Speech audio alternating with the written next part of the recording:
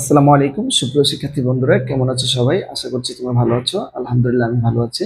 আজ আমি তোমাদের সামনে হাজির হলাম টেস্ট ম্যাচের প্রথম পর্ব। টেস্ট ম্যাচ প্রথম পর্বে এই জন্য বলা হলো, আমি চ্যালেঞ্জ করেছি, আমি আমার এই সিরিজ দ্বারা তোমাদের টেস্ট পরীক্ষার মধ্যে তোমরা যত দুর্বল স্টুডেন্ট হোক না কেন তোমাদেরকে আমি উঠিয়ে আনবো। আজকে আমাদের টেস্ট ম্যাচের প্রথম ক্লাস। আমাদের টেস্ট ম্যাচের আজকে কোন ক্লাস, কততম ক্লাস? আজকে হচ্ছে প্রথম ক্লাস। আর আজকের ক্লাসে আমরা শুরু করব সমীকরণ দিয়ে। কি দিয়ে? হিসাব সমীকরণ দিয়ে। স্যার, হিসাব সমীকরণ কি? একটা নির্দিষ্ট সময়ে একটা ব্যবসা প্রতিষ্ঠানের মোট সম্পদ যত হবে এর বিপরীতে দায় মালিকানা সত্ত্ব তত হবে, এই সমতা যে সমীকরণের মাধ্যমে প্রকাশ করা হয় এটাই হচ্ছে কি? হিসাব সমীকরণ। কি বললাম? যে কোনো একটা নির্দিষ্ট সময় একটা ব্যবসার মোট সম্পদ যত হবে এর বিপরীতে দায় মালিকানা সত্ত্বের পরিমাণ তত হবে, এই সমতা যে সমীকরণের মাধ্যমে উপস্থাপন করা হয় এটি হচ্ছে কি? হিসাব সমীকরণ। তাহলে দেখো, হিসাব সমীকরণটা হচ্ছে কি? এ সমান সমান এল প্লাস উই, তাই না? এখানে এ হচ্ছে কি? মোট অ্যাসেটকে বোঝানো হয়েছে, এল হচ্ছে কি? লাইবিলিটিস অর্থাৎ মোট দায়কে বোঝানো হয়েছে, ওই হচ্ছে কি? অনার্স ইকুইটি, তাই না? অনার্স ইকুইটি হচ্ছে কি? মালিকানা সত্ত্ব। আচ্ছা দেখো তো, এ একটা ব্যবসা প্রতিষ্ঠানের মধ্যে স্থাবর অস্থাবর অস্পর্শনীয় ভুয়া অলিক যত ধরনের সম্পদ আছে সবকিছুর সমষ্টি যত টাকা হবে, এর বিপরীত পক্ষে দায় তৃতীয় পক্ষের দাবি এবং মালিক পক্ষের দাবির পরিমাণ তত হবে। যদি তোমাকে আমি একটা উদাহরণ দেই, মনে করো আমার এই ব্যবসা প্রতিষ্ঠানে 10 লাখ টাকা আছে। কত লাখ টাকা আছে? 10 লাখ টাকা আছে। এই ব্যবসায় কি নিজে নিজে কি 10 লাখ টাকা নিয়ে আসছে? আসছে না। এইটার যে মালিক আছে সে হয়তো টাকা দিচ্ছে, নয়তো কারো কাছ থেকে ঋণ আনছে, অথবা সে কারো কাছ থেকে ঋণ আনছে এবং তারও কিছু টাকা মিলে এটা কি হয়েছে? এখানে 10 লাখ টাকার সম্পত্তি হয়েছে, তাই না? তো দেখো তো, আমরা যদি ধরে নিই ঋণ হচ্ছে 2 লাখ টাকা এবং মালিকানা সত্ত্ব হচ্ছে 8 লাখ টাকা। তো দেখো তো ব্যবসার মোট সম্পদ এবং দায়ের পরিমাণ সমান হয়েছে না? হয়েছে। দেখো এখানে সম্পদের পরিমাণ কত টাকা? 10 লাখ, মালিকানা সত্ত্ব এবং দায়ের পরিমাণ 10 লাখ। ঠিক আছে? তো আমি তোমাদেরকে বেসিক ক্লাসে বলছিলাম সম্পদ কি? সম্পদ হচ্ছে কি? একটা অর্থনীতি পরিসম্পদ যা মালিকানাধীন থেকে মুনাফা অর্জনের সহায়তা করে। আর এখানে হিসাব সমীকরণের মধ্যে সম্পত্তি হচ্ছে কি? একটা ব্যবসায় সবকিছু। কি বললাম? একটা ব্যবসায় সবকিছু। যদি এখানে যদি ধরো এটা একটা মার্কার, এটা কি? একটা মার্কার। এই মার্কারটার দাম যদি 1 টাকা হয়, এটা সহ কিন্তু। যদি আমার এখানে একটা টিস্যুর বক্স থাকে, এই টিস্যুতে যদি ধরো বক্সের মধ্যে 100টার টিস্যু আছে, তো এখানে একটা টিস্যু ব্যবহার করে ফেললেও কিন্তু তুমি বুঝতে পারবা 1 টাকার টিস্যু খরচ হয়ে গেল। ওই সবগুলো টিস্যু এখানে আমার প্রতিষ্ঠানে যা যাবতীয় আছে সবগুলো সমষ্টিতে যত টাকা হয়েছে এটি হচ্ছে কি? আমার মোট সম্পদ। এটা বুঝতে পেরেছো? আর এর এগেইনস্টে হচ্ছে কি? তৃতীয় পক্ষের দাবি এবং মালিক পক্ষের দাবি। তৃতীয় পক্ষের দাবি হচ্ছে কি? আমরা এল দ্বারা প্রকাশ করি, এবং মালিক পক্ষের দাবিকে আমরা কি দ্বারা প্রকাশ করি? উই দ্বারা। ঠিক আছে? একটা হচ্ছে আন্তঃদায়, একটা হচ্ছে কি? বহির্দায়। ঠিক আছে? অর্থাৎ একটা ব্যবসা প্রতিষ্ঠানের মধ্যে তৃতীয় পক্ষের যে দাবিগুলো আছে, তৃতীয় পক্ষের দাবিগুলো অর্থাৎ মালিক অথবা তার পার্টনার যারা আছে তারা বাদে, ঠিক আছে, যত ধরনের দাবি আছে যারা দাবি করবে তারাই হচ্ছে কি? তৃতীয় পক্ষ। যেমন হইতে পারে কি? তোমার পাওনাদার, ব্যাংকের থেকে ঋণ আনছো, ব্যাংকের থেকে ঋণ আনছো, ব্যাংক থেকে ঋণ আনাতে ব্যাংক তোমার কাছে টাকা পায় না? পায় তো। কারো কাছ থেকে বন্ধুকে ঋণ আনছো, ওই ব্যক্তি তোমার কাছ থেকে টাকা পায়, তাই না? ধরো তারপরে তোমার কে কোনো একটা আয়ের আয় তুমি অগ্রিম গ্রহণ করে ফেলেছো, ওই কাস্টমারের কাছে কি তুমি দায়বদ্ধ। আচ্ছা, তাহলে আমি যদি তোমাকে সংজ্ঞায়িত করি, সম্পদ হচ্ছে একটি অর্থনৈতিক পরিসম্পদ যা মালিকানাধীন থেকে মুনাফা অর্জনের কি? সহায়তা করে।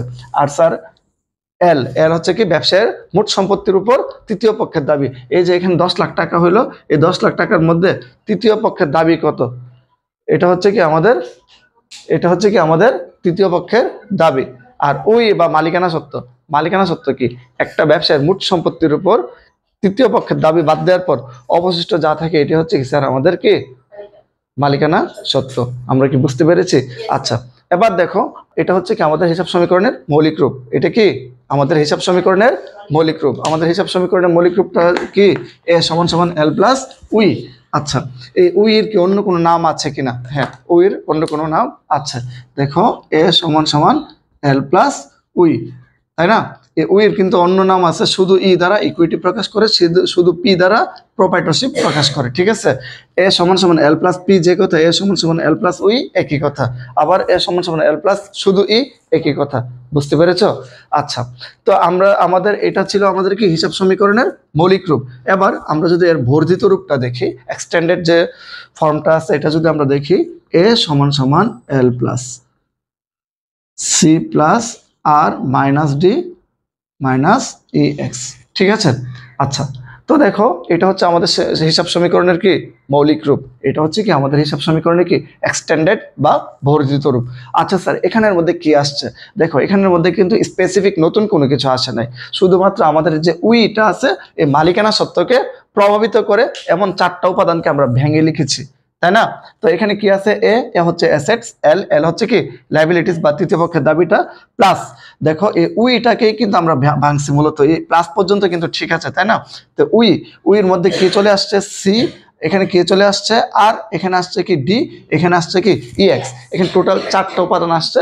4টা উপাদান হচ্ছে, সি হচ্ছে কি ক্যাপিটাল বা মালিকের বিনিয়োগ, মালিক যত ধরনের বিনিয়োগ করে, মূলধন, যত ধরনের মূলধন কি বিনিয়োগ করে, বুঝতে পেরেছো? সবগুলো হচ্ছে কি মালিকানা সত্ত্বে কি করে স্যার, বৃদ্ধি করে, তাই না? তারপরে আর, হচ্ছে কি রেভিনিউ, রেভিনিউ হচ্ছে কি আয়, একটা ব্যবসায় যত ধরনের আয় হবে এই আয়টা কি মালিকানা সত্ত্বে কি করবে স্যার, বৃদ্ধি করবে। এখানে ডি হচ্ছে কি ড্রয়িং, ড্রয়িং হচ্ছে কি উত্তোলন, আর উত্তোলন কি, উত্তোলন করলে মালিকানা সত্ত্বে কি হ্রাস হয়। আমি প্রত্যেকটা টপিক তোমাদের বেসিক ক্লাসে আলোচনা করেছিলাম। তারপর দেখো ইএক্স হচ্ছে কি এক্সপেন্স, ব্যবসায়ের কি সকল খরচকে বোঝানো হয়েছে।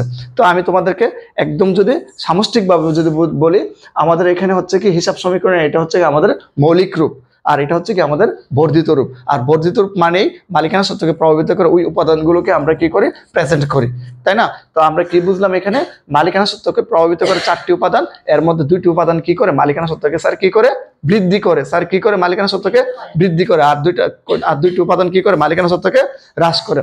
তাহলে আমরা কি সারসংক্ষেপে এটা বলতে পারি না, মালিকের যত ধরনের বিনিয়োগ আছে বিনিয়োগটা মালিকানা সত্ত্বকে কি করে বৃদ্ধি করে, আবার যত ধরনের ব্যবসায় আয় সংগঠিত হয় সবগুলো আয় দ্বারা কি মালিকানা সত্ত্ব বৃদ্ধি পায়, তাই না?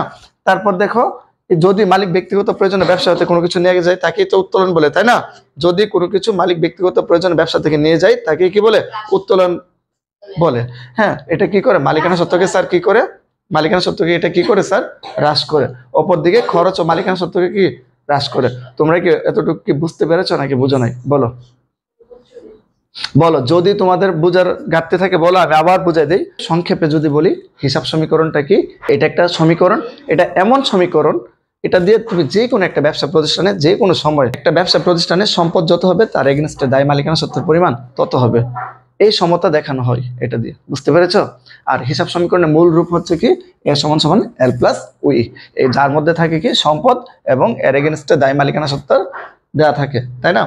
তার এটার বর্ধিত রূপটা যেটা এ সমান সমান এল প্লাস সি প্লাস আর minus D minus E x. আচ্ছা, আমি যদি এখানে এটা এভাবে লিখি, এল প্লাস আর, হ্যাঁ, plus C minus E x minus D, এটা হইব নি? না হইতো না, হইব কিন্তু, কেন হবে না? একই তো, সি এটাও তো প্লাসের, এটাও তো প্লাসের, ঘুরে তো মানে কি হবে, ই এক্স, এটা তো মাইনাস এর আছে।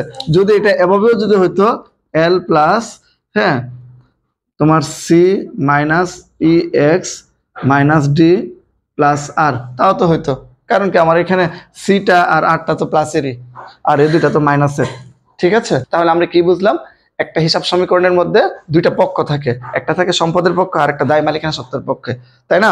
তুমি যদি এটা ভালোভাবে বুঝো তাহলে তুমি আর্থিক বিবরণী এটাও করতে পারবা, আর্থিক অবস্থার বিবরণীর যে 3 নম্বর পার্ট এটাও তুমি করতে পারবা। আচ্ছা, এখন প্রশ্ন করতে পারো, তাহলে আমরা হিসাব সমীকরণ তো বুঝলাম, তাহলে স্যার এটা থেকে পরীক্ষার মধ্যে কি প্রশ্ন আসে, তাই না?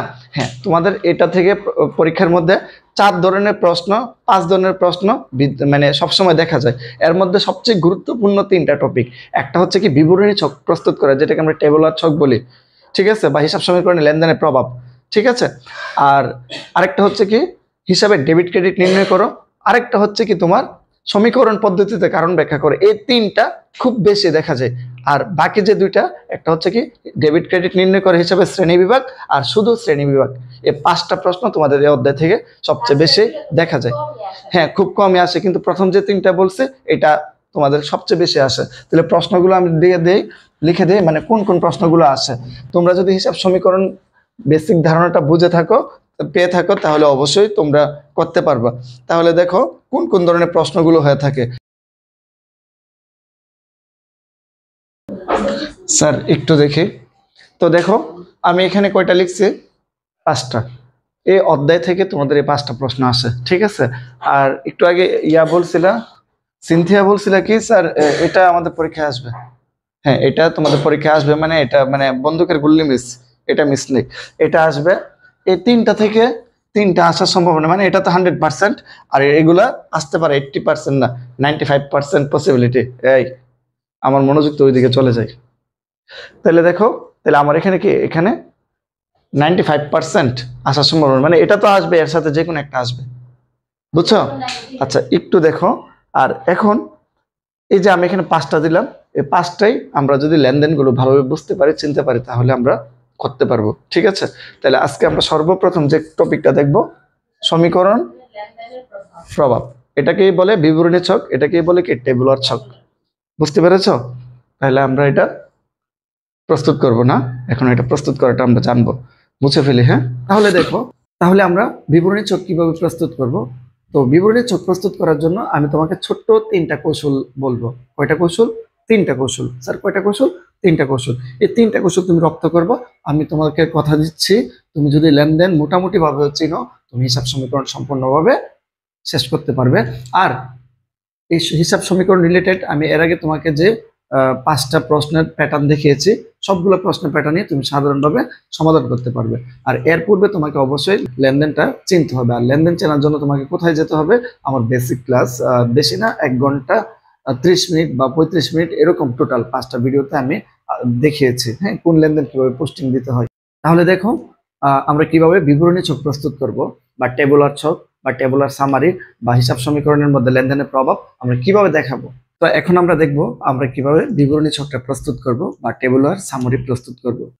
তুমি যদি আমার এই কৌশলটা অবলম্বন করো, তাহলে ইনশাআল্লাহ তোমার হিসাব সমীকরণের বিবরণী ছক প্রস্তুতে আর কোনো সমস্যা থাকবে না। আর এটা ভালোভাবে প্রস্তুত করলে তুমি হিসাব সমীকরণে কারণ ব্যাখ্যা করতে পারবা। ঠিক আছে, হিসাব সমীকরণের লেনদেনের প্রভাবগুলো কারণ ব্যাখ্যা করতে পারবা, ক্লাসিফিকেশন দেখাতে পারবা, মোটামুটি সবকিছু করতে পারবা। ঠিক আছে, তাহলে আমি কি বললাম, তুমি এটা মনোযোগ দিয়ে দেখো। তো এর জন্য আমি সর্বপ্রথম কি করব, একটা ছক অঙ্কন করে নিব। ধরো ছকটা আমি পুরাটাই বোর্ডেই করে। তো হ্যাঁ, ছকের জন্য আমি সর্বপ্রথম যা করব, এই পাশে একটা কলাম দিব তারিখের জন্য, এই পাশে দিব মন্তব্যের জন্য, এই পাশে দিব মালিকানা সত্ত্বের জন্য।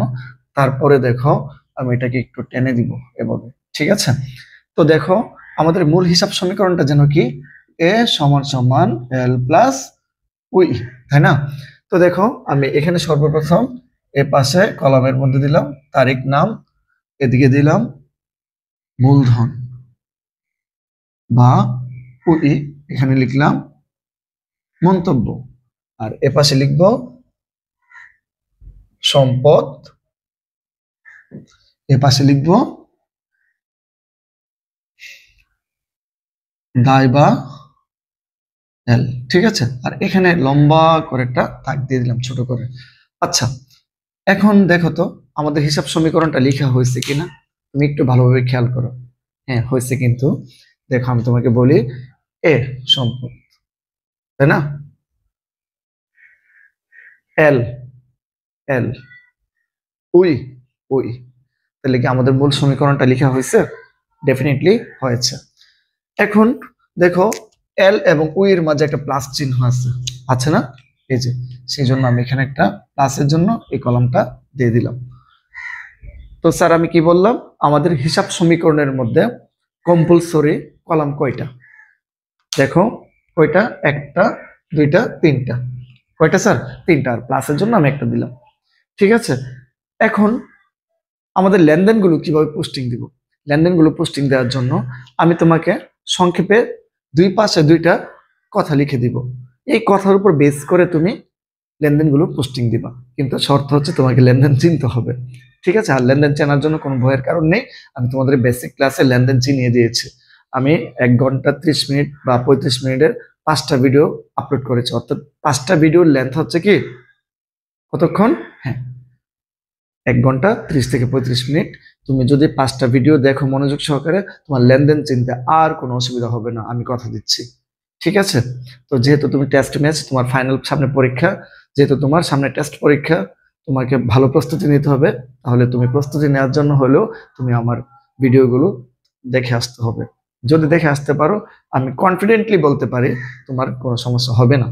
তো দেখো এখানে কৌশলগুলো কি, তারিখ হবে কি, তারিখের ঘরে তারিখ বসবে, আমি এর জন্য কিছু লিখতেছি না, এখানে লিখে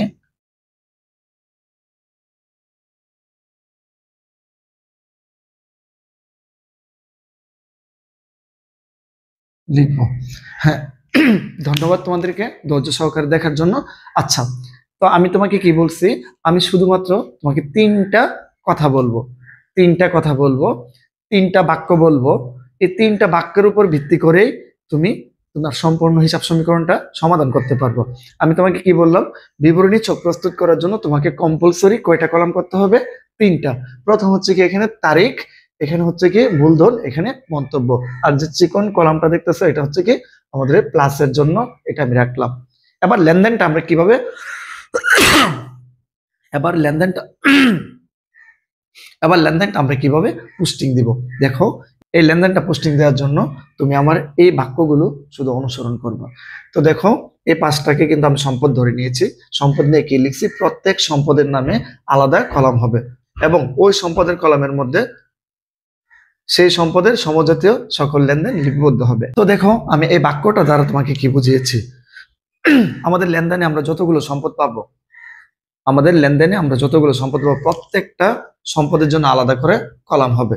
যদি মনে করো তোমার এখানে এই সম্পদ হ্রাস বৃদ্ধি পায়, সেক্ষেত্রে আমরা এই কলামটা থেকে হ্রাস বৃদ্ধি করব। বুঝতে পেরেছো? না বুঝলে আমি উদাহরণের সময় তোমাদেরকে বুঝিয়ে বলবো। এবার দেখো, দায়, আমাদের উদ্দীপকে যতগুলো দায় দেওয়া থাকবে প্রত্যেকটা দায়ের জন্য আমরা কি করব স্যার? প্রত্যেকটা দায়ের জন্য আলাদা করে কলাম করব। আর আমরা জানি কি এই মালিকানা সত্ত্বকে চারটা উপাদান প্রভাবিত করে। কয়টা উপাদান স্যার? চারটা উপাদান। কি কি যেন? তাহলে আমি আগে বর্ধিত রূপটা একটু দেখি। আমার বর্ধিত রূপটা হচ্ছে এ সমান সমান এল প্লাস সি প্লাস আর minus D minus E x. আচ্ছা দেখো তো, এই হিসাব সমীকরণের বর্ধিত রূপের মধ্যে মালিকানা সত্ত্বকে আমরা কিন্তু ভেঙে এই অংশটা পাই, তাই না? তো এই অংশটার মধ্যে দেখো দুইটা উপাদান মালিকানা সত্ত্বকে বৃদ্ধি করে। একটা হচ্ছে মালিকের যত ধরনের বিনিয়োগ আছে এটা, আর একটা হচ্ছে কি ব্যবসায়ের সকল প্রকার আয়। আর খরচ এবং কি উত্তোলন এবং কি খরচ মালিকানা সত্ত্বকে কি করে? হ্রাস করে। তো স্যার তো এটাই লিখছি, যদি ব্যবসায়ের মালিক মূলধন আনয়ন করে এবং আয় হয়, যদি ব্যবসাতে মালিক কি করে? মূলধন আনে, ব্যবসা চলাকালীন সময় তার ব্যক্তিগত কোনো কিছু ব্যবসাতে নিয়ে আসে এবং এই ব্যবসাতে যদি কোনো কারণে কোনো লেনদেন দ্বারা আয় হয়, আমরা পরিলক্ষিত করতে পারি যে এটা কি আয় হয়েছে, তাহলে এটা কেউ কি করবো? আমরা মালিকানা সত্ত্বকে বৃদ্ধি করে দিব। আর যদি ব্যবসাতে খরচ হয় এবং মালিক ব্যক্তিগত প্রয়োজনে ব্যবসাতে কোনো কিছু নিয়ে যায়, যেটাকে আমরা উত্তোলন বলি, যদি উত্তোলন থাকে, উত্তোলনের লেনদেন পাই, তাহলে আমরা কি করব? বিয়োগ করবো। আমি সংক্ষেপে তোমাকে বলে দেই, এই মালিকানা সত্ত্বকে প্রভাবিত করে এমন কোন উপাদান থাকলে আমরা এখানে লিখি। আর এর মধ্যে দুইটা লেনদেন আমরা যোগ করি, একটা হচ্ছে মালিকের বিনিয়োগ, অন্যটা হচ্ছে কি আয়। অন্যটা কি আয়। যে কোনো আয়ের দ্বারা মালিকানা সত্ত্ব বৃদ্ধি পায়। আর মালিকানা সত্ত্ব হ্রাস পাবে কিসের দ্বারা? খরচ এবং উত্তোলনের দ্বারা। মন্তব্যের করে কি লিখবো? যদি কোনো লেনদেন মালিকানা সত্ত্বকে প্রভাবিত করে, সেক্ষেত্রে আমরা মন্তব্যের করে লিখবো, তাছাড়া লিখবো না। বুঝতে পেরেছো? তাহলে আমি তোমাকে একদম সংক্ষেপে বলি, আমরা যখন বিবরণী ছক প্রস্তুত করব বা টেবুলার সামারি প্রস্তুত করব, এর জন্য আমরা কি করব? শুধুমাত্র এরকম কম্পালসরি একটা টেবিল এঁকে নিব। এখানের মধ্যে থাকবে তারিখ, এখানে থাকবে মূলধন, এখানে থাকবে মন্তব্য।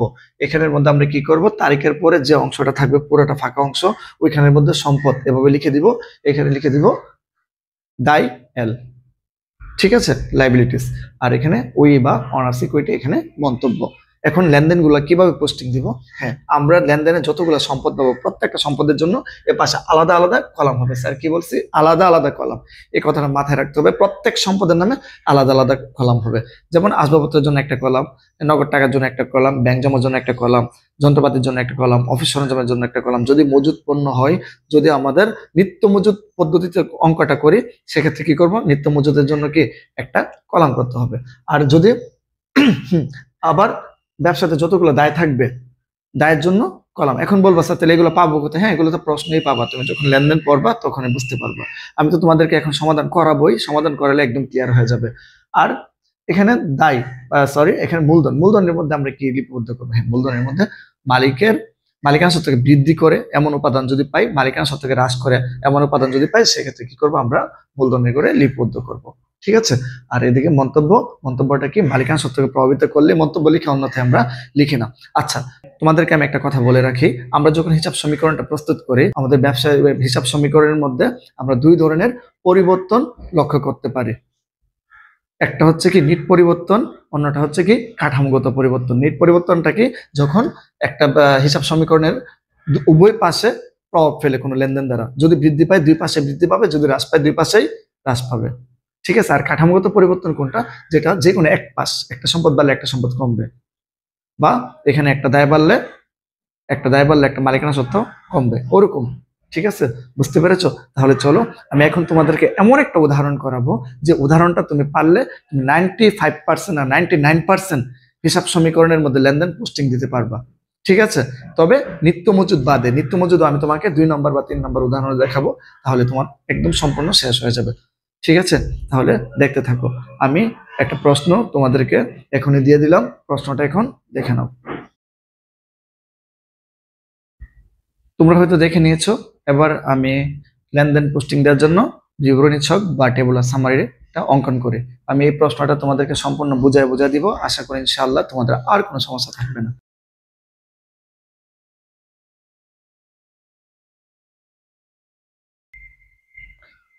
তাহলে দেখো, আমি হিসাব সমীকরণের যে বেসিক একটা কাঠামো, ওইটা আমি দাঁড় করিয়ে ফেলেছি। ঠিক আছে। তো এখন আমি প্রত্যেকটা কলামের নাম দিব। প্রথম কলামের নাম যেন কি তারিখ, তারপরে এখানে আমরা লিখবো কি সম্পদ, ব্র্যাকেটে লিখে দেই অ্যাসেটস এ। ঠিক আছে। এখানে আমি লিখলাম দায়, বা ব্র্যাকেটে লিখে দিলাম কি এল। এখানে লিখবো কি মালিকানা সত্ত্ব বা মূলধন, যার যেটা ভালো লাগে লিখতে পারো। আর এখানে লিখবো কি মন্তব্য। আচ্ছা, আমি তোমাদেরকে কি বলেছিলাম, আমাদের হিসাব সমীকরণকে প্রভাবিত করে এমন লেনদেনগুলো এখানে কি করতে হবে, পোস্টিং দিতে হবে। আর এর জন্য আমাদের যে 3টা বাক্য মনে রাখতে বলেছিলাম, হ্যাঁ, আমরা আমাদের লেনদেনের মধ্যে যত ধরনের সম্পদ পাবো, সকল প্রকার সম্পদের জন্য আলাদা করে সম্পদের পাশে কলাম করব, যত দায় পাবো সকল প্রকার দায়ের জন্য আলাদা করে কলাম করব। আর এখানে মূলধন বা মালিকানা সত্ত্ব উপাদানগুলো লিখবো। হ্যাঁ, মালিকানা সত্ত্বকে হ্রাস বৃদ্ধি করে এমন উপাদানগুলো কি করব, আমরা এখানে লিখবো। আমি উপরে লিখে দেই মালিকানা সত্ত্বকে হ্রাস বৃদ্ধি করে কি আয় এবং কি মালিকের বিনিয়োগ, তাই না? মালিকের বিনিয়োগ, এই দুইটা কি করে মালিকানা সত্ত্বকে প্লাস করে। আর মালিকানা সত্ত্বকে হ্রাসজনক কি করে স্যার, খরচ এবং কি উত্তোলন। ঠিক আছে, বুঝতে পেরেছো? আচ্ছা, তাহলে আমরা চলো শুরু করি। আর মন্তব্যের করার জন্য কি, হ্যাঁ, মন্তব্য মালিকানা সত্ত্বকে যদি কোনো লেনদেন প্রভাবিত করে, ওইটা আমরা এখানে লিখে ফেলি সুন্দরভাবে। তাহলে আমি প্রশ্নটা পড়ে নিচ্ছি, তোমরাও বোর্ডে দেখো প্রশ্নটা। জানুয়ারি 2023 জনাব মিজান নগদ 80,000 টাকা 20,000 টাকার আসবাবপত্র নিয়ে ব্যবসা আরম্ভ করলো। জনাব মিজান ব্যবসার মালিক, তাই না? উনি কি করলো, নগদ 80,000 টাকা এবং 20,000 টাকার আসবাবপত্র নিয়ে ব্যবসা শুরু করলো। তারপরে 5 তারিখের লেনদেনের আকাশের নিকট থেকে পণ্য ক্রয়, যার অর্ধেক বাকিতে আর অর্ধেক কি নগদ। তারপর বলছে 10 জানুয়ারিতে নীলের নিকট বিক্রয় 20,000, এর 60% নগদ, 20% বাকি এবং কি 20% চেক। তারপর বলছে কি 15 তারিখের লেনদেনে পরীর কাছ থেকে ঋণ গ্রহণ 10,000 টাকা। তারপর বলছে ব্যাংক থেকে উত্তোলন 10,000 টাকা। ব্যাংক থেকে উত্তোলন কত স্যার, 10,000। তারপরে লেনদেন হচ্ছে আকাশের থেকে কৃত পণ্যের 5,000 টাকা পরিশোধ এবং নীলের বাকি বাবদ প্রাপ্তি 1,000 টাকা। 30 তারিখ কর্মচারী আকাশকে এবং অফিস ভাড়া বাবদ এত 1,000 টাকা এবং এত 1,000 টাকা পরিশোধ করা হলো। আর 31 তারিখ বলছে অফিসের জন্য এসি ক্রয়। স্যার, আমি যদি তোমাদেরকে এই প্রশ্নটা সুন্দরভাবে বুঝাইয়া করাইতে পারি, আশা করি তোমাদের আর কোনো সমস্যা থাকবে না। থাকবেই তো, তোমরা যেহেতু নতুন লেনদেন চিনবা না, পোস্টিং দিতে পারবা না, অর্থাৎ মানে অঙ্ক রিলেটেড আর কোনো কোশ্চেন থাকবে না তোমাদের। হ্যাঁ, তোমরা যদি বাসায় প্র্যাকটিস করো। তাহলে আমি সর্বপ্রথম লেনদেনটা দিয়ে শুরু করি। জনাব মিজান নগদ 80,000 টাকা এবং 20,000 টাকার আসবাবপত্র নিয়ে ব্যবসা শুরু করলো। আচ্ছা, তুমি যদি এটা বেসিক ক্লাসটা করে থাকো, তুমি কিন্তু এটা জাবেদা দিতে পারবা কি নগদান ডেবিট, আসবাবপত্র ডেবিট এবং মূলধন ক্রেডিট, তাই না? হ্যাঁ। আর এখানে তুমি এটা পোস্টিং দেওয়ার জন্য আমি কি বলছিলাম, যত সম্পদ থাকবে সকল সম্পদের জন্য বাম পাশে আলাদা করে কলাম থাকবে। ঠিক আছে, বাম পাশ না, আমি এটাকে ডেবিট পাশ লিখে দিই, তাহলে তোমার জন্য সহজ হবে। ডেবিট, আর এই পাশটা কি ক্রেডিট পাশ। আর আমরা জানি কি এটা কি সম্পদের পাশ, আর সম্পদের পাশ তো সবসময় ডেবিট পাশে, তাই না? আচ্ছা, তো দেখো এখানে বলছে কি জনাব নগদ, বলছে কি জনাব মিজান নগদ ৮০,০০০ টাকা এবং ২০,০০০ টাকার আসবাবপত্র নিয়ে ব্যবসা শুরু করলো। তাহলে এখানে কয়টা সম্পদের নাম আছে? দুইটা। তাহলে আমি কি কি বলছিলাম তোমাকে, প্রত্যেক সম্পদের জন্য কে সম্পদের পাশে আলাদা করে কলাম হবে। তাহলে দেখো আমি এখানে দুইটা কলাম করে নিচ্ছি। তাহলে আমার এখানে প্রথম নগদের জন্য একটা করব, অন্যটা করব কিসের জন্য স্যার? হ্যাঁ, অন্যটা করব আসবাবপত্রের জন্য। তো দেখো এখানে কি কি পরিবর্তন এসেছে। আমার এখানে আগে তারিখটা লিখে নেই, 2023 জানুয়ারির 1। দেখো এখানে নগদ টাকা ৮০,০০০ টাকা বৃদ্ধি পেয়েছে। তো আমি কলামগুলোর নাম দেই নগদ আর কি আসবাবপত্র, ঠিক আছে? প্রথম লেনদেনের ফলে ব্যবসার মধ্যে নগদ টাকা বৃদ্ধি পেয়েছে এবং কি ২০,০০০ টাকার আসবাবপত্র বৃদ্ধি পেয়েছে। অপর দিক দিয়ে কি পরিবর্তন ঘটেছে? এগুলো কে এনেছে? মালিক। তাহলে ব্যবসার উপর কার দাবি বেড়েছে? মালিকের। তো আমরা এখানে লিখে দিব মালিকানা সত্ত্ব বৃদ্ধি পেয়েছে কত? ১,০০,০০০ টাকা। তো মন্তব্যের করে কি লিখবো? আমি তোমাদেরকে কি বলেছিলাম, যদি মালিকানা সত্ত্বকে কোনো লেনদেন প্রভাবিত করে সেক্ষেত্রে মন্তব্য লিখবো। তা আমরা সংক্ষেপে লিখে ফেলি মূলধন আনয়ন। কি লিখবো আমরা এখানে? মূলধন আনয়ন, ঠিক আছে? বুঝতে পেরেছো? তাহলে আমার প্রথম লেনদেনের কাজ শেষ। তোমরা যদি এখানে উদ্বৃত্ত নিয়ে লিখতে চাও ইচ্ছা করলে লিখতে পারো, কিন্তু আমি এখানে উদ্বৃত্ত নিয়ে লিখবো না। না লিখলে এটার জন্য কোনো বাধ্যবাধকতা নেই যে তোমাকে উদ্বৃত্ত দিয়ে লিখতে হবে, এরকম কোনো বাধ্যবাধকতা নেই। সেক্ষেত্রে তুমি উদ্বৃত্ত দিয়েও লিখতে পারো, উদ্বৃত্ত ছাড়াও লিখতে পারো, ঠিক আছে? আমি উদ্বৃত্ত ছাড়াই লিখতেছি। তারপর ২ নম্বর লেনদেনে কি বলছে তোমরা বোর্ডে দেখো, আমি এখানে পড়ছি। আকাশের নিকট থেকে পণ্য ক্রয় ২০,০০০ টাকা। আচ্ছা স্যার, আকাশের নিকট থেকে পণ্য ক্রয় এটা কোন ধরনের হিসাব? আমি তোমাদের বেসিক ক্লাসে আলোচনা করেছি, ক্রয় একটা খরচ হিসাব। আর খরচ হলে স্যার কি হবে? মালিকানা সত্ত্বে কি হবে? হ্রাস পাবে। তাহলে আমরা এখানে প্রথমে লিখে ফেলি ২০,০০০ টাকা, চোখ বন্ধ করে, যেহেতু খরচ হয়েছে তাহলে মালিকানা সত্ত্বে কি হয়েছে স্যার? হ্রাস পেয়েছে, তাই না? আমরা এখানে লিখে দিই খরচ বৃদ্ধি। আচ্ছা, তুমি যদি এটা সাধারণ জাবেদা দিতে কি করতাম? আমরা জানি ক্রয় সর্বদা ডেবিট দিকে বসে এবং ক্রয়ের সাথে সম্পর্কিত অপরপক্ষগুলো ক্রেডিট দিকে বসে, তাই না? এই খরচটা সম্পাদিত কি হয়েছে কিসের দ্বারা? যার অর্ধেক নগদ অর্ধেক বাকি। আচ্ছা, তাহলে দেখো আমি যদি তোমাকে জাবেদাটা দিই, ক্রয় হিসাব ডেবিট, পাওনাদার ক্রেডিট, নগদান ক্রেডিট, অর্ধেক হলে ১০,০০০, ১০,০০০, এখানে ২০,০০০। বুঝতে পেরেছ? দেখো তাহলে আমাদের এই লেনদেন দ্বারা কি হয়েছে? আকাশের নিকট থেকে পণ্য ক্রয় করছে ২০,০০০ টাকা। তাহলে ক্রয়টা কি? খরচ হিসাব। খরচ হলে কি? মালিকানা সত্ত্ব হ্রাস পাবে। আমি এখানে কি করলাম? মালিকানা সত্ত্বকে হ্রাস করলাম। অপর দিক দিয়ে আমার দেখো এখানে নগদ কমছে। কি কমছে স্যার? নগদ টাকা কমছে। আবার অপর দিকে এখানে একটা পাওনাদার বৃদ্ধি পেয়েছে।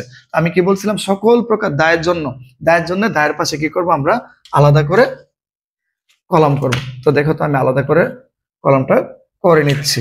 তো এটার নাম কি হবে স্যার? পাওনাদার বা প্রদেয় হিসাব। আমি লিখে দিলাম পাওনাদার। তাহলে পাওনাদার করে কত বসবে? দেখো এখানে ১০,০০০ টাকা বসবে, কারণ তোমার একটা দায় বৃদ্ধি পেয়েছে। অপর দিক দিয়ে দেখো নগদ, এখানে তোমার সম্পদও কিন্তু কমছে নাকি বাড়ছে? কমছে না? যেহেতু ক্রয় করছে তোমার নগদ টাকা কিন্তু চলে গেছে। তাহলে চলে গেলে কি করবে তুমি? এখানে ১০,০০০ টাকা বাদ দিয়ে দেখে দিবা। তো আমাদের তারিখ যেন কি? তারিখ হচ্ছে ৫। বুঝতে পেরেছো? আশা করি বুঝতে পেরেছো। তারপরের লেনদেন হচ্ছে কি স্যার? নীলর নিকট বিক্রয় ২০,০০০ টাকা। বিক্রয় একটা আয় হিসাব। আয় হলে কি মালিকানা সত্ত্ব বাড়ে নাকি কমে? ডেফিনেটলি বাড়ে। তা আমরা এখানে লিখে দেই কত হাজার টাকা বিক্রি করছি আমরা? ২০,০০০ টাকা বিক্রি করছি। আমরা লিখে দিই এখানে আয় বৃদ্ধি। দেখো মালিকানা সত্ত্ব বাড়ছে কিন্তু, তাই না? আচ্ছা, অপর দিক দিয়ে কি হয়েছে? আমি যদি জাবেদা করতাম কি করতাম? আমি নগদান ডেবিট। আচ্ছা, নীলের নিকট বিক্রয় ২০,০০০ টাকা, ২০,০০০ টাকা লিখছে আয় বৃদ্ধি পাইছে। দেখো এই লেনদেনটা সম্পাদিত হয়েছে কয়টা মাধ্যমে? ৩টা মাধ্যম দ্বারা। কয়টা মাধ্যম দ্বারা? ৩টা মাধ্যম দ্বারা। নগদ ৬০%, যেহেতু তুমি নগদে বিক্রি করছো তাহলে ২০,০০০ টাকা ৬০% যত হবে তত তোমার নগদ টাকা বৃদ্ধি পাবে। কত হয়? যদি 10% হয়, 10% যদি হয় ২,০০০ টাকা, তাহলে ৬০%-এ কত হবে? ১২,০০০ টাকা। হ্যাঁ, তাহলে আমরা তারিখটা লিখে ফেলি এখানে ১০। তাহলে আমার এখানে কত হাজার টাকা বৃদ্ধি পাইছে? ১২,০০০ টাকা। তাহলে আর বাকি টাকাগুলা কই? মাল তো বিক্রি করছে ২০,০০০ টাকা। হ্যাঁ, এখানে বলে দিচ্ছে 20% বাকিতে। যদি আমি বাকিতে বিক্রি করি তখন জাবেদা কি হয়? দেনাদার ডেবিট, বিক্রয় ক্রেডিট, তাই না? চেকে বিক্রি করছি কত?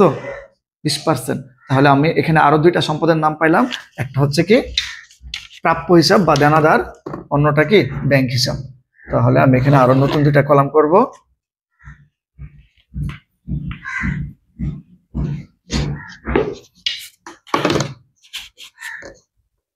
আরো নতুন দুইটা কলাম করলাম।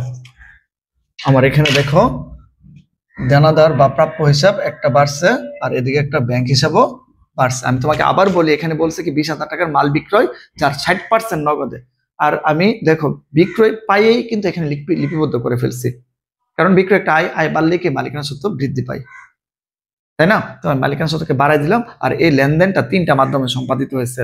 হ্যাঁ, নীলের নিকট যে বিক্রি করছি, নীল নগদ টাকা দিচ্ছে 12,000 টাকা, 60%, 20% দিছে কি বাকি মানে চেকে। তাহলে চেকের জন্য আমি কি লিখবো, 4,000 টাকা হয়, তোমরা ক্যালকুলেটরে চাপ দিলেই পেয়ে যাবে।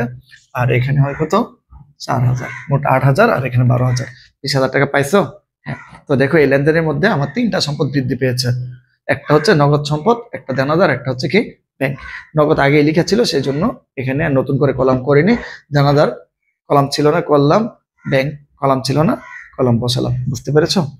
তাহলে আমি এর পরের পার্টে যাই। পরে কি বলছে স্যার? পরে বলছে পরীর কাছ থেকে ঋণ গ্রহণ। আচ্ছা, পরীর কাছ থেকে ঋণ গ্রহণ করলে কি হয়? ঋণ গ্রহণ করা মানে কি নগদ টাকা আনা, তাই না? তাহলে আমার এখানে নগদ টাকা বৃদ্ধি পাচ্ছে, একটা দায়ও বৃদ্ধি পাচ্ছে। তাহলে দেখো আমি যদি জাবেদা দিই নগদান ডেবিট আর কি ঋণ হিসাব ক্রেডিট, তাহলে তোমার এখানে একটা দায় বাড়ছে, আবার একটা কি সম্পদও বাড়তেছে। কোন সম্পদ বাড়তেছে অবশ্যই বুঝে গেছো। 10-এর পরে কত, 15। আমাদের এখানে ঋণের ফলে আমার এখানে কি বাড়তেছে স্যার? নগদ সম্পদ বৃদ্ধি পাচ্ছে, অপর দিক দিয়ে আমার একটা দায়ও বৃদ্ধি পাচ্ছে। আমি এখানে লিখবো কি ঋণ, কত হাজার টাকা স্যার?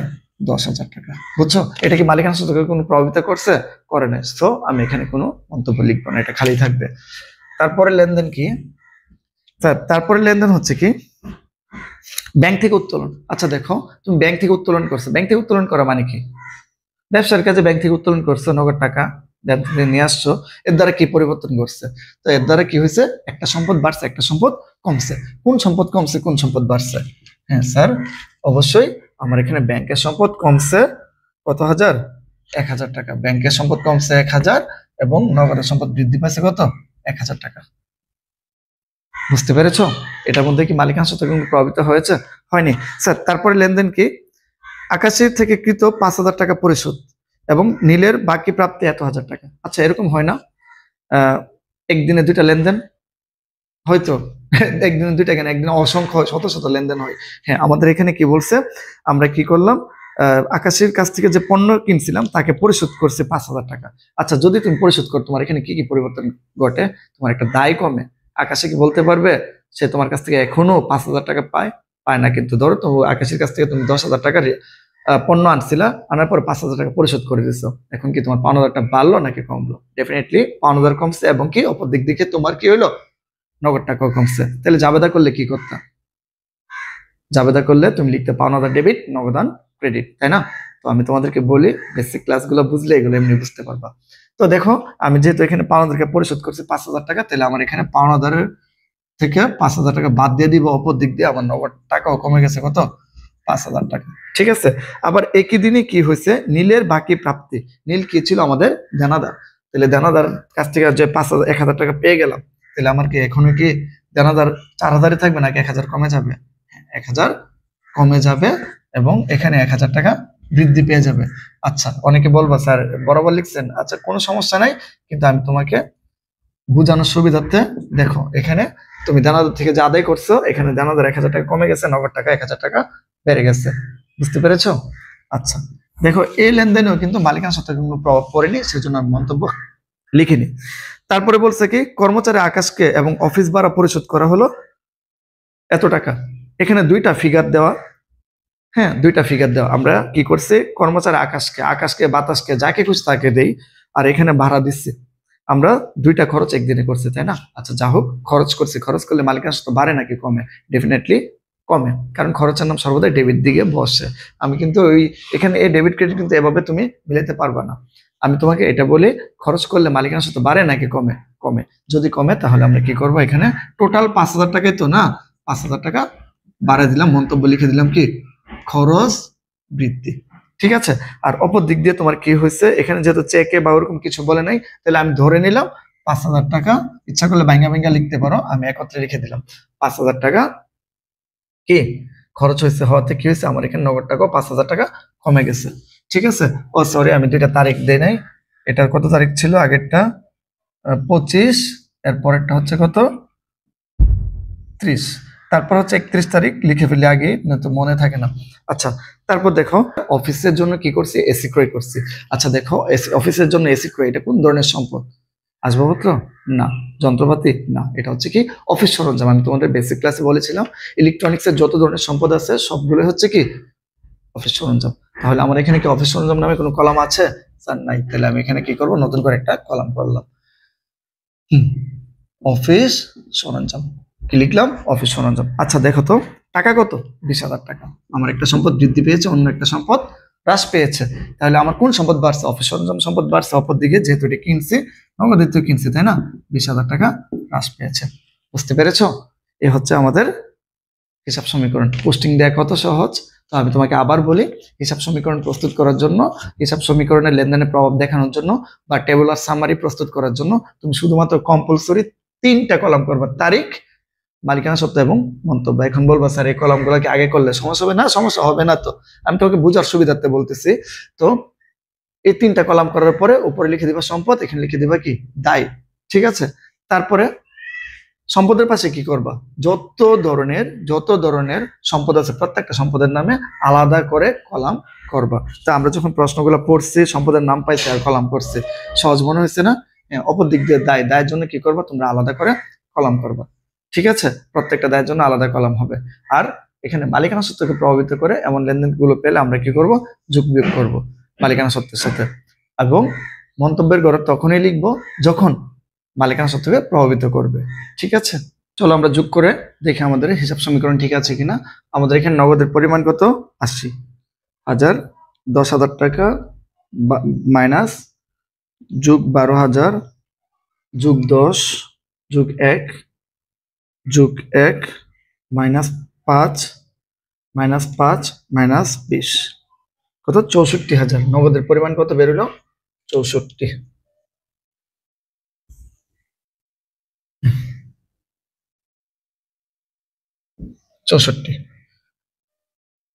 আসবাবপত্র 20,000, দানাদার পরিমাণ 3,000,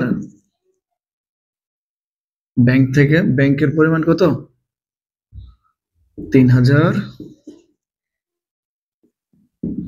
20,000, 10,000, 5,000, 1 লক্ষ মাইনাস 20 প্লাস 20 মাইনাস 5, 95।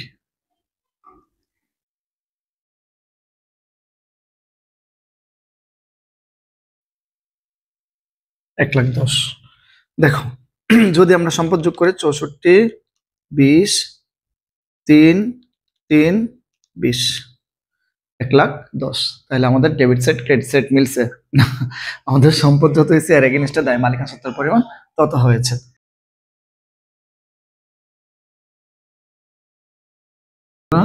সমান সমান এল প্লাস উই। বুঝতে পেরেছো? আচ্ছা এখন তোমাদেরকে আরো একটা কথা বলি, তোমরা যদি প্রথম থেকে যদি কলামগুলো গণে বসিয়ে দাও তাতে কিন্তু আমার কোনো আপত্তি নাই। তুমি যেভাবে সহজে পারো সেভাবে। আমি কাদের জন্য এটা রুলটা অ্যাপ্লাই করছি, যারা একটু দুর্বল, একদমই বুঝো না, তাদের জন্য কিন্তু আমি রুলসটা অ্যাপ্লাই করছি। আমরা সম্পদ পাবো আর আলাদা করে কলাম দিব। আর যারা প্রশ্ন পড়ে বুঝতে পারতেছে এখানে 5টা সম্পদের কলাম হবে, তুমি একত্রে 5টা দিয়ে দিতে পারো, 3টা হবে 3টা দিয়ে দিতে পারো, এটাতে আমার কোনো আপত্তি নেই। তাহলে ঠিক আছে, চলো আমরা পরবর্তী উদাহরণটা দেখি। ধন্যবাদ। আজকে আমরা হিসাব সমীকরণের অন্য আরেকটা উদাহরণ দেখব। এটা হচ্ছে নিত্য মজুত পদ্ধতি। নিত্য মজুত এটা কি? আমরা যখন সাধারণত অন্য দ্রব্য বা সেবা সামগ্রী ক্রয় করি তখন আমরা হিসাব সমীকরণে এটাকে কি হিসাবে দেখাই, খরচ হিসাবে, তাই না? আর খরচ হলে আমরা কি করি, মালিকানা সত্ত্বকে হ্রাস করে দিই। আবার অন্যদিকে খরচটা যে মাধ্যম দ্বারা সম্পাদিত হয়েছে, মালিকানা সত্ত্ব হ্রাস করার পর আমরা সম্পদের দিক থেকে কি করি, যদি নগদে ক্রয় করি বা চেকে ক্রয় করি, হ্যাঁ, সেক্ষেত্রে কি করি, নগদ অথবা চেক ওইটা হ্রাস করে দিই। আর যদি বাকিতে করে থাকি তখন কি করি আমরা দায়টা বাড়াই দিই। কিন্তু নিত্য মজুদের ক্ষেত্রে তুমি ক্রয় পেলে ওইটাকে আর মালিকানা সত্ত্বের সাথে কোনো কাজ করতে পারবা না। কি করতে পারবা না? মালিকানা সত্ত্বের সাথে কোনো কাজ করতে পারবা না। ঠিক আছে? ক্রয় পেলে ক্রয়টাকে কি করতে হবে? খরচ হিসেবে না দেখে মজুদ পণ্য হিসেবে দেখাতে হবে। পণ্য ক্রয়কে মজুদ পণ্য হিসেবে দেখাতে হবে। ঠিক আছে? এবং যদি ওই পণ্যটা বিক্রয় করা হয়, তুমি সঙ্গে সঙ্গে পুরো টাকা আয় হিসেবে দেখাতে পারবে না। শুধুমাত্র যত টাকা আয় হয়েছে তত টাকা দেখাতে হবে। মনে করো তুমি 15,000 টাকার পণ্য বিক্রি করছে 17,000 টাকা, তাহলে এখানে আয় হয়েছে কত? 2,000 টাকা। ওই 2,000 টাকা শুধুমাত্র মালিকানা সত্ত্বে বসবে। অন্যদিকে কি কি হবে? তোমার নগদের সাথে যুক্ত হবে 17,000 টাকা এবং মজুদ পণ্য থেকে বাদ দিতে হবে কত? 15,000 টাকা। কারণ 15,000 টাকার পণ্যে তো তুমি 17,000 টাকা বিক্রি করেছো। বুঝতে পেরেছো? আচ্ছা, এর জন্য আমি একটা উদাহরণ নিব, যে উদাহরণটা যারা ইন্টারমিডিয়েট পরীক্ষার্থী আছো তাদের জন্য খুবই গুরুত্বপূর্ণ।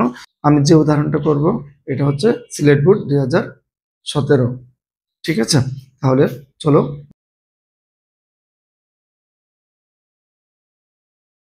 করে নিয়েছে। এবার প্রশ্নটা তোমরা পড়ো, হয়তো পাশে দেখতে পাচ্ছ। এবার আমরা লেনদেনগুলো দ্বারা টেবুলার সামারি বা বিবরণী ছক প্রস্তুত করব। এর জন্য আমি তোমাদেরকে কি বলছিলাম, হিসাব সমীকরণে লেনদেনের প্রভাব দেখানোর জন্য সর্বপ্রথম এরকম একটা বেসিক কলাম করবা। এখানে থাকবে কি? তারিখ, তারপরে এখানে হবে সম্পদ সমূহ, এখানে দায় সমূহ, এখানে মালিকানা সত্ত্ব, এখানে কি? মন্তব্য। মনে আছে আমরা কোথায় কি করব? হ্যাঁ, প্রথম এখানে হচ্ছে কি তারিখ, সিরিয়াল অনুযায়ী তারিখ লিখবো। আমরা আমাদের হিসাবে যতগুলো সম্পদ পাবো প্রত্যেক সম্পদের জন্য আলাদা করে কলম করব। এদিকে যতগুলো দায় পাবো দায়ের জন্য আলাদা কলাম করবো। আর এখানে মালিকানা সত্ত্বকে প্রভাবিত করে এমন উপাদানগুলো পেলে আমরা এখানে লিখবো। আর এখানে মন্তব্য, অর্থাৎ মালিকানা সত্ত্বকে প্রভাবিত করলে এখানে। আর আমরা তো জানি মালিকানা সত্ত্বকে প্রভাবিত করে আমাদের 4টা উপাদান। এর মধ্যে 2টা উপাদান মালিকানা সত্ত্বকে কি করে? বৃদ্ধি করে। আর 2টা কি করে? মালিকানা সত্ত্বকে হ্রাস করে। স্যার, বৃদ্ধি করে কোনগুলো? মালিকের বিনিয়োগ না অতিরিক্ত মূলধন। আমি এখানে মূলধন লিখলাম। ঠিক আছে? আর বৃদ্ধি করে কি? সকল আয়। এগুলো কি করে? মালিকানা সত্ত্বকে বৃদ্ধি করে। আর হ্রাস করে যেন কি স্যার? খরচ আর উত্তোলন। ব্যবসায় যে কোন ধরনের খরচ আর কি উত্তোলন কি করে? মালিকানা সত্ত্বকে হ্রাস করে। ঠিক আছে? তাহলে চলো উদাহরণ 2। জনাব দিলরুবা জাহান মার্চেন্ডাইজ ব্যবসায়ী, তিনি 2016 সালে 1 জানুয়ারি তারিখে নগদ 1 লক্ষ টাকা নিয়ে ব্যবসা আরম্ভ করেন।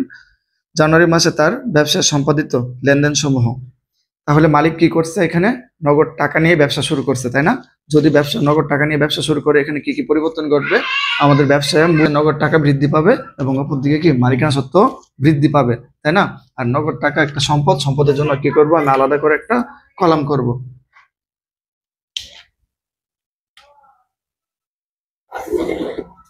থাক থাক থাক। নগদ। ও স্যার, আমরা উপরের জন্য কি লিখবো? দিলরুবা জাহানের লেনদেন গুলো দ্বারা টেবুলার সামারি প্রস্তুত করা হলো। আচ্ছা, তাহলে তারিখটা যেন কি? 2016 জানুয়ারির 1। উনি কি করছে? নগদ টাকা, দিলরুবা জাহান নগদ 1 লাখ টাকা নিয়ে ব্যবসা শুরু করে। এখানে কি হয়েছে? আমাদের এখানে নগদ 1 লাখ টাকা বৃদ্ধি পেয়েছে। ব্যবসাতে সম্পদ 1 লাখ টাকা বৃদ্ধি পেয়েছে, অপরদিকে মালিকানা সত্ত্ব 1 লাখ টাকা বৃদ্ধি পেয়েছে, তাই না? আমরা লিখবো 1 লক্ষ টাকা, তাই না? 1 লক্ষ টাকা। যেহেতু মালিকানা সত্ত্বকে প্রভাবিত করেছে, আমরা এখানে মন্তব্য লিখবো। মন্তব্য হচ্ছে কি? মূলধন আনায়ন। কি? মূলধন আনায়ন। আমরা কি করব? ক্লোজ করে দিব। তারপর হচ্ছে কি 3 তারিখ, সালসাবিল ট্রেডার্স থেকে বাকিতে পণ্য ক্রয় 60,000। স্যার, সালসাবিল ট্রেডার্স থেকে বাকিতে পণ্য ক্রয় করছি। ক্রয় একটা খরচ হিসাব। আমরা যদি এটা সাধারণভাবে হিসাব সমীকরণটা বা বিবরণী ছকটা প্রস্তুত করতাম, আমরা কি করতাম? এখানে খরচ পেলেই, মানে পণ্য ক্রয় পেলেই মালিকানা সত্ত্বকে বাদ দিতাম। কিন্তু আমি তোমাকে কি বলছি, যখন আমরা নিত্য মজুদ পদ্ধতিতে করব, তুমি এখন কোয়েশ্চেন করতে পারো, স্যার আমি কিভাবে বুঝবো এটা নিত্য মজুদ পদ্ধতি? হ্যাঁ, এটা বোঝার জন্য দুইটা অপশন আছে। হয় প্রশ্নতে বলে দিবে, না হয় তোমার এখানে পাশে ক্রয় মূল্য বিক্রয় মূল্য দুইটাই লেখা থাকবে এই প্রশ্নটার মতো। ঠিক আছে? যেহেতু সালসাবিল ট্রেডার্স থেকে বাকিতে পণ্য ক্রয় করছি 60,000 টাকা, যেহেতু আমরা পণ্য ক্রয় করছি, কি করছি? পণ্য ক্রয় করছি, তাহলে আমরা নিঃসন্দেহে বলতে পারি আমার এখানে পণ্য বৃদ্ধি পেয়েছে। এর জন্য আমরা কি করব? এখানে মালিকানা সত্ত্ব থেকে বাদ না দিয়ে এদিকে আমরা কি করব? একটা মজুদের একটা কলাম করব। ঠিক আছে? এটার নাম দিয়ে দিলাম আমি, মনে করো এটার নাম দিলাম মজুদ পণ্য কি দিলাম, মজুদ পণ্য। তুমি যদি অন্য নাম দিতে চাও এ রিলেটেড দিতে পারো, সমস্যা নাই। আমি তারিখটা লিখছি, তারিখ হচ্ছে কত, 3, তারিখ 3, তারিখ 3। দেখো আমি এখানে আবার বলি, বাকিতে পণ্য ক্রয় করার ফলে আমার এখানে কি একটা মজুদ বৃদ্ধি পেয়েছে, কারণ মাল আসছে তোমার এখানে গোডাউনে, মাল বাড়ছে। কত হাজার টাকা স্যার, 60,000। অপর দিক দিয়ে আমি যেহেতু বাকিতে কিনছি, বাকিতে ক্রয় করলে আমাদের একটা দায় সৃষ্টি হবে। দায়টা হচ্ছে কি, পাওনাদার বা প্রদেয় হিসাব। দায়ের জন্য কি এর পাশে একটা কলাম, আমরা এখানে কি লিখবো স্যার, পাওনাদার কত, 60,000 টাকা। ঠিক আছে, বুঝতে পেরেছো? আমরা অন্য সময় কি করতাম, এখানে পাওনাদার বাড়াইতাম আর মালিকানা সত্ত্ব কমাইতাম। এটা নিত্য মজুদ হওয়ার কারণে আমরা এখানে কি করতেছি স্যার, এখানে সরাসরি মজুদের মধ্যে ইনক্লুড করে ফেলছি। তারপর বলছে কি, তারপর বলছে নগদে পণ্য বিক্রয়, হ্যাঁ নগদে পণ্য বিক্রয় 40,000 টাকা, যার ক্রয় মূল্য 25,000। স্যার এর মানে কি, নগদে যদি তুমি পণ্য বিক্রয় করো, এখানে কি হবে, তোমার এখানে নগদ টাকা বৃদ্ধি পাবে 40,000 টাকা, তাই না? এটা তো সাধারণ জিনিস। তাহলে আমরা তারিখ কত স্যার, 7 তারিখ, তাই না? যেহেতু আমি নগদে বিক্রি করছি, কত হাজার টাকা বিক্রি করছি, 40,000 টাকা। 40,000 টাকা আমি নগদে লিখে দিলাম। আচ্ছা, তো দেখো কত হাজার টাকা পণ্য বিক্রি করছি আমি, বলছে 25,000 টাকার পণ্য 40,000 টাকা বিক্রি করছি, লাভ হয়েছে কত, 15,000 টাকা। আমরা জানি কি, যদি আয় হয়, আয় হলে মালিকানা সত্ত্ব বাড়বে নাকি কমবে, বাড়বে না? তাহলে আমরা এখানে 15,000 টাকা লিখে দিলাম। দেখো আর কি বলছে, এটা ক্রয় মূল্য কত ছিল, 25,000। তাহলে আমি কি করব, এখানে মজুদ পণ্য থেকে 25,000 টাকা বাদ দিয়ে দিব। তাহলে আমি তোমাকে সংক্ষেপে বলি, আমরা একটা পণ্য বিক্রি করছি কত হাজার টাকা, 40,000 টাকা, যার ক্রয় মূল্য ছিল কত, 25,000 টাকা। তো তুমি কি করলো, এখানে নগদ পেলে কত, বিক্রি করে 25,000 টাকা, 40,000 টাকায় পেলে, তাই না? কত হাজার টাকা পণ্য বিক্রি করছে, 20,000 টাকার। তাহলে তোমার এখানে মজুদের থেকে কি 25,000 টাকা পণ্য কমে যাবে না? হ্যাঁ, তাহলে এই দুইটার ব্যবধান কত হয়, 15,000 টাকা। এই 15,000 টাকা হচ্ছে কি তোমার আয়। আয়টা তুমি কি করলা, মালিকানা সত্ত্বের মধ্যে লিখে দিলা। ঠিক আছে, আর মালিকানা সত্ত্বকে যেহেতু প্রভাবিত করছে, আমরা লিখবো কি, আয় বৃদ্ধি। ক্লিয়ার? আচ্ছা, তারপরে লেনদেন কি, সাকিন এন্টারপ্রাইজের নিকট ধারে বিক্রয়। তাহলে যেহেতু আমরা ধারে বিক্রি করছি 40,000 টাকা, স্যার এই 40,000 টাকা পুরোটাকে আয় হিসেবে ধরতে পারবো, ধরতে পারবো না। আমরা যদি সাধারণভাবে হিসাব সমীকরণটা প্রস্তুত করতাম, সেক্ষেত্রে পুরো টাকায় বসে দিতাম। এখানে যেহেতু আমাদের কি আছে স্যার, এখানে মজুদ পণ্য আছে, আমরা নিত্য মজুদ পদ্ধতিতে করতেছি। আমরা কি করব, আমাদের আয় কতটুকু হয়েছে ওই আয়টা আইডেন্টিফাই করে পরে লিপিবদ্ধ করব।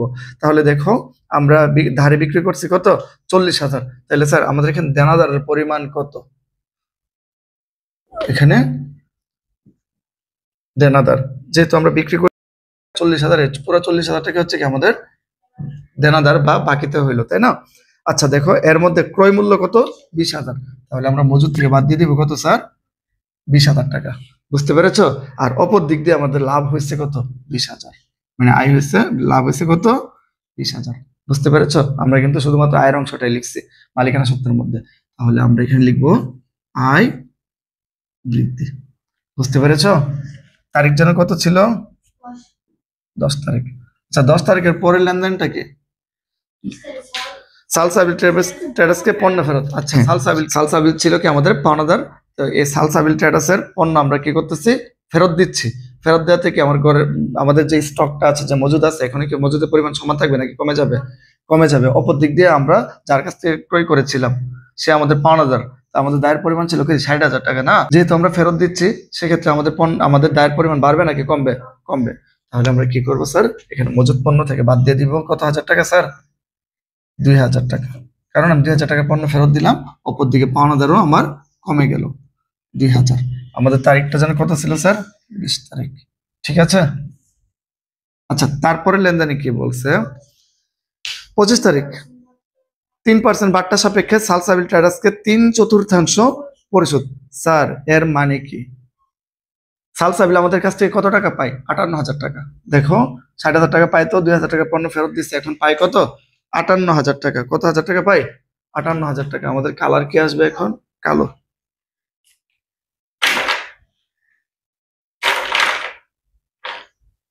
কত পাই, 58,000 টাকা না? এই 58,000 4/3 অংশ তাকে কি করছে আমরা দিয়ে দিব আর কি, পরিশোধ করে দিব। তাহলে এই 58,000 টাকাকে আমরা কি করব স্যার, 4 দ্বারা ভাগ করে এই 3 দ্বারা গুণ করব। যখন তুমি 4 দ্বারা ভাগ করে 3 দ্বারা গুণ করো, 3 দ্বারা গুণ করবা, কত আসে স্যার এটাকে কাটলে? 43,500। হ্যাঁ, এই 43,500 টাকা তুমি যাচ্ছ এখন পরিশোধ করতে। আমরা এই পরিশোধ করার সময় আমাদেরকে তারা কি করছে, ডিসকাউন্ট দিছে। কত পার্সেন্ট দিছে? 3%। তাহলে দেখো তো, এই 43,500 টাকার উপর যদি 3% ডিসকাউন্ট পাই, তাহলে আমাদের একটা আয় হচ্ছে না এখানে, প্রাপ্তবারটা তো আমাদের জন্য আয়। তাহলে এটা কি করবো আমরা, এটা 3% বের করে ফেলবো।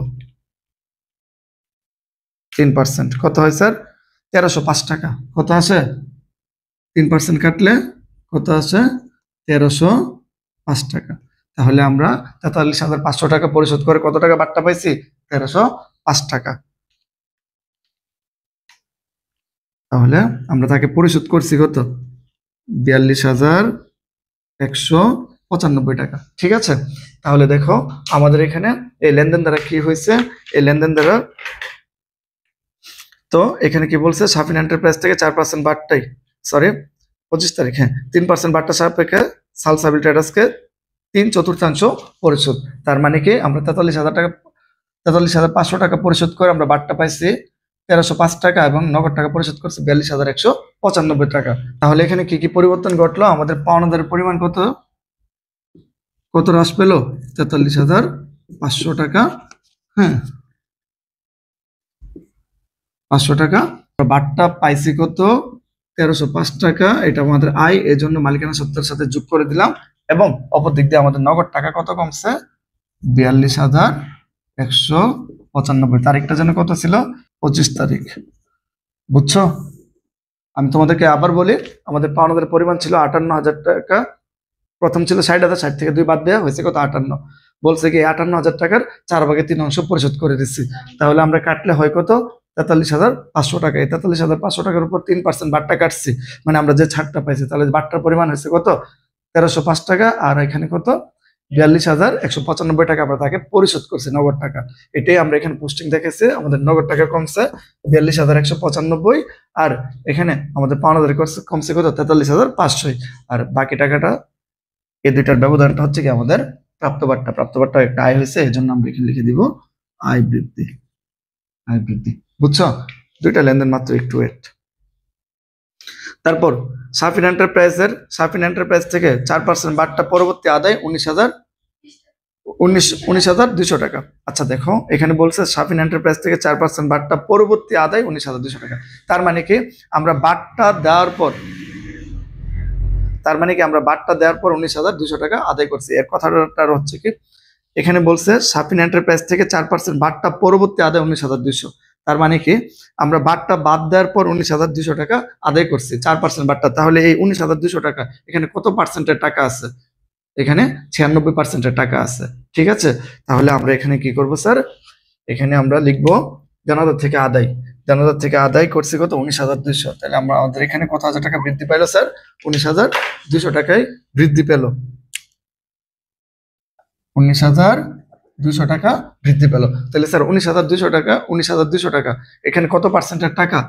বাট্টা বাদ দেওয়ার পরে টাকা না? হ্যাঁ, এই জন্য দেখো, তাহলে আমি লিখলাম কি 19,200। এই টাকাটাকে আমি কি করব স্যার, কত দ্বারা বাদ দিব? 96 দ্বারা ভাগ দিব। কেন 96 দ্বারা ভাগ দিব? এখানে 96 দ্বারা ভাগ দিলে আমাদের এক অংশের মান বের হবে, আর যখন আমরা 4 দ্বারা গুণ করব সেক্ষেত্রে আমাদের বের হয়ে যাবে কি বাট্টার পরিমাণটা। বুঝছো? বাট্টার পরিমাণটা। তাহলে দেখো 19,200 ভাগ কত? 96 গুণ 4। তাহলে আমাদের বাট্টার পরিমাণ কত? 800। প্রদত্ত বাট্টা আমাদের জন্য আয় নাকি ব্যয়? ব্যয় না? তাহলে আমাদের এখানে মালিকানা সত্ত্ব কমবে কত? 800 টাকা। আর অপর দিক দিয়ে দেনাদার কমবে সমান 20,000 টাকা। বুঝছো? 25 পর 30 ছিল 30। তারপরে লেনদেনটা কি বলো? অনাদায়ী পাওনা। যদি অনাদায়ী পাওনা হয়, এটা অনাদায়ী পাওনা মানে কি দেনাদারের যত টাকা আদায় যোগ্য নয়, তাহলে কি হয়েছে আমাদের একটা খরচ বৃদ্ধি পাইছে। তাহলে আমাদের এখানে কি কি কমবে স্যার? দেনাদার কমবে কত হাজার টাকা স্যার? অনাদায়ী পাওনার পরিমাণ কত? 1,000 টাকা। তাহলে আমাদের এখানে দেনাদার হ্রাস পাবে। অপর দিক দিয়ে আমাদের যেহেতু একটা খরচ বাড়ছে, আমাদের এখানে মালিকানা সত্ত্ব বৃদ্ধি হ্রাস পাবে। তারিখ যেন কত ছিল স্যার? 31 তারিখ না? 31 তারিখ। আর এখানে আমরা কি লিখবো? খরচ বৃদ্ধি, খরচ বৃদ্ধি। স্যার তারপরে শেষ? ধন্যবাদ। এবার আমরা কি করব? এটা যোগ করব। এটা যোগ করলে কত হয় একটু বলো তো? 1,17,005 টাকা। এখানে কত হয়েছে? 13,000। তারপরে কত? 19 না? তাহলে পাওনাদার এখানে 60,000, এখানে 2,000। ও এটা তো বিয়োগের ছিল না, এটাকে বিয়োগ করে দেই। বিয়োগ করলে এখানে কত? 45,500 থেকে যদি আমরা বাদ দিই তাহলে 14,500। আর এখানে 1,00,000, 1,15,000, 1,35,000, 1,35,000 যোগ 1305 মাইনাস 1,800 কত বেড়েছে? 1,34,505 টাকা। ঠিক আছে, করলে কত হয় সম্পদ? 1,49,000 না? 5 টাকা। অপর দিক দিয়া এটা যোগ করলে কত হয়? দুইটা 1,49,005 টাকা, তাই না? সুতরাং আমাদের এ সমান সমান এল প্লাস উই। আর এটাকে কি করবো? একটু লাগাই দিয়া এখানে সমান দিয়ে দিলাম।